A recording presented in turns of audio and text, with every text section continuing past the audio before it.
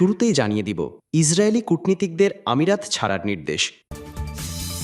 এরপর রয়েছে পাকিস্তানে পিটিআই এর ১০৮ জন নেতাকর্মীর কারাদণ্ড।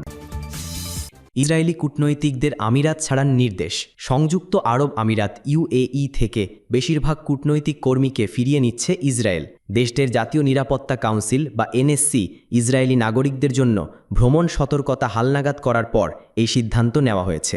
নিরাপত্তা সতর্কতায় বলা হয়েছে, বিশেষ করে ইহুদি ছুটির দিন ও শাব্বাত উপলক্ষে আমিরাতে হামলার আশঙ্কা রয়েছে। এ পটভূমিতে ইসরায়েলের রাষ্ট্রদূত ইয়োশি আব্রাহাম শেলিকে এরই মধ্যে ফিরিয়ে নেওয়া হয়েছে। এর আগে আমিরাত সরকার অভিযোগ করে যে আবুধাবির একটি বারে নারীদের সঙ্গে অশোভন আচরণ করেছিলেন শেলি, যা কূটনৈতিক শিষ্টাচার লঙ্ঘনের শামিল। এছাড়া ইরানে ইসরায়েলের সাম্প্রতিক ১২ দিনের হামলার জেরে পাল্টা প্রতিক্রিয়ার আশঙ্কা, গাজায় চলমান অভিযান ও আন্তর্জাতিক মহলে ক্রমবর্ধমান সমালোচনার প্রেক্ষাপটে এই সতর্কতা জারি করা হয়। বহু আন্তর্জাতিক মানবাধিকার সংগঠন গাজায় ইসরায়েলি অভিযানে গণহত্যার আশঙ্কা প্রকাশ করেছে।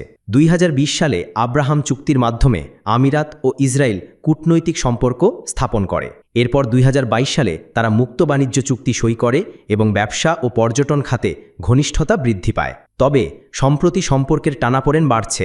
আমিরাত সরকার শেলির বিরুদ্ধে ৩টি বিতর্কিত ঘটনার জন্য কূটনৈতিক প্রতিবাদ জানিয়েছে। ইসরায়েলি গণমাধ্যমের দাবি, শেলি বারে অমর্যাদাকর আচরণ, নিরাপত্তা কর্মকর্তাদের সঙ্গে উত্তপ্ত বাক্য বিনিময় এবং নিয়ম ভঙ্গ করেছেন। এই ঘটনার পরপরই কূটনৈতিক কর্মীদের সরিয়ে নেওয়ার সিদ্ধান্ত স্পষ্টত দুই দেশের মধ্যে উত্তেজনার ইঙ্গিত দিচ্ছে। পাকিস্তানে পিটিআইয়ের ১০৮ নেতাকর্মীর কারাদণ্ড। পাকিস্তানের কারাবন্দী সাবেক প্রধানমন্ত্রী ইমরান খানের দল তেহরিক ই ইনসাফের পিটিআইয়ের ১০৮ নেতাকর্মীকে সাম্প্রতিক এক রায়ে বিভিন্ন মেয়াদে কারাদণ্ড দেওয়া হয়েছে। ব্রিটিশ সংবাদ মাধ্যম বিবিসির গতকাল শুক্রবারের এক প্রতিবেদন অনুযায়ী ২০২৩ সালে সেনাবাহিনীর বিরুদ্ধে সহিংস বিক্ষোভে অংশ নেওয়ার অভিযোগে তাদের এই সাজা দিলেন আদালত। এই ঘটনায় দেশটির গণতন্ত্রের সংকট আরও ঘনীভূত হল বলে দাবি করছেন রাজনীতি সংশ্লিষ্টরা। সেনাবাহিনীর বিরুদ্ধে বিক্ষোভে অংশ নেওয়ার অভিযোগে এই সাজা ঘোষিত হয়েছে, যা দেশটির রাজনীতিতে নতুন করে উত্তেজনা ছড়িয়েছে।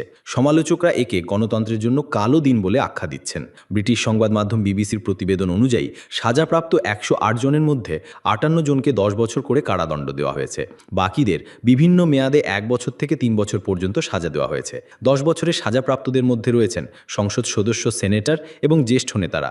বিশেষ করে পিটিআই জাতীয় পরিষদ ও সেনেট সদস্য ওমর আইয়ুব খান ও শিবলি ফরাজকে এই মামলায় দোষী সাব্যস্ত করা হয়েছে। জানা গেছে, গত বছরের মে মাসে দুর্নীতির মামলায় আদালতে হাজিরা দিতে গিয়ে ইমরান খানের গ্রেপ্তার কেন্দ্র করে দেশজুড়ে সহিংসতা ছড়িয়ে পড়ে। সে সময় হাজার হাজার সমর্থক সেনা ক্যাম্প ও সরকারি ভবনে হামলা চালায়। প্রাণ হারায় অন্তত ১০ জন। এরপর থেকেই পিটিআইয়ের ওপর শুরু হয় নজিরবিহীন দমনপীড়ন। গত বৃহস্পতিবার ঘোষিত সর্বশেষ রায়ে বিরোধী দলীয় নেতা ওমর আইয়ুব খানকে ১০ বছরের কারাদণ্ড দেওয়া হয়েছে, যা ইমরানপন্থী বিরোধী জোটের জন্য বড় আঘাত হিসেবে দেখা হচ্ছে।